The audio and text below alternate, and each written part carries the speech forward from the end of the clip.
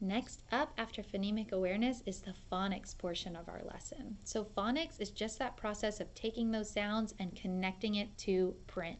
So this is when we're actually going to see letters, we're actually going to see sounds.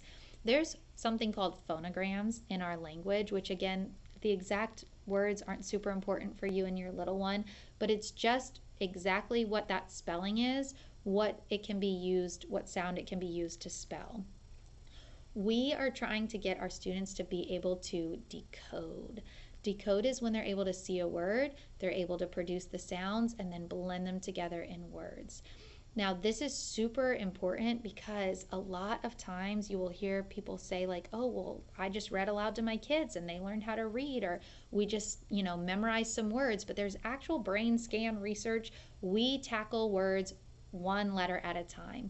So teaching phonics is the best way to get your child reading. And a lot of my readers who actually did kind of teach themselves how to read just through memorization, they're missing some of these phonics patterns, which will then show up later in their writing and in their comprehension. So this is something I want to urge you, do not skip it. If your child starts feeling like they can read, still go over and hit those sounds with them, because that's what's going to set them up long term as a reader.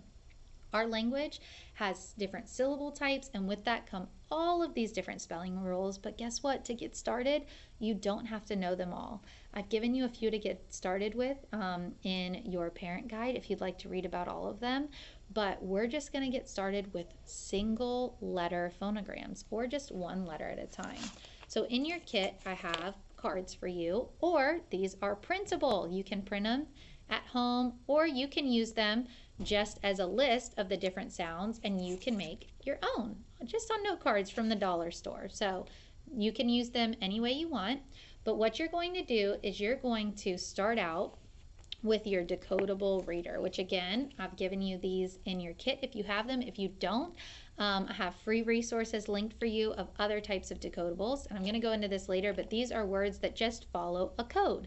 So they're really easy for students, once we learn those sounds, to be able to pick up on them. So inside most decodable readers, they'll tell you some sounds that are going to be highlighted in here. So for this video, I'm going to go ahead and just start with the very first book. Dun, dun, dun, dun, and check out, and I am just going to get these letters. So whatever you see here, that's what you're going to focus on with your little one that day. Now, once you've taught it, you can add it to your stack, and every day you can review those. But for today, I'm just going to show you, like the first letter was M. So if I'm introducing this to a child, I would say, this is the letter M. It can be used to spell the sound and I'm just going to make the sound for them. If you're not sure what a sound makes, what sound the letter represents, then you can head to my free resources tab, and I have a virtual sound wall linked there from the Logic of English, where they have teachers recording every single one of those sounds for you.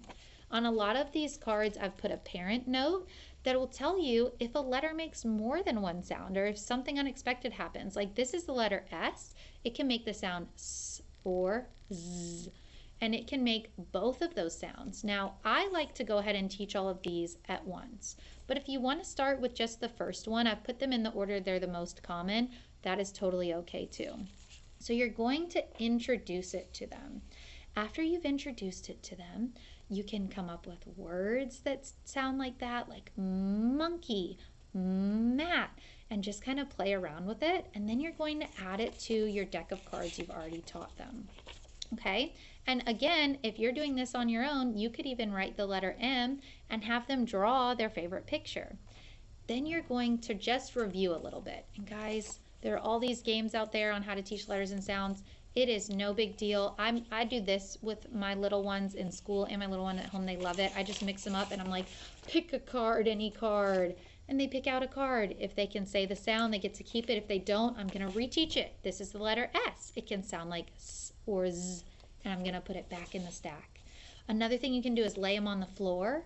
Tell them jump to the letter S and have them jump on top of the letter.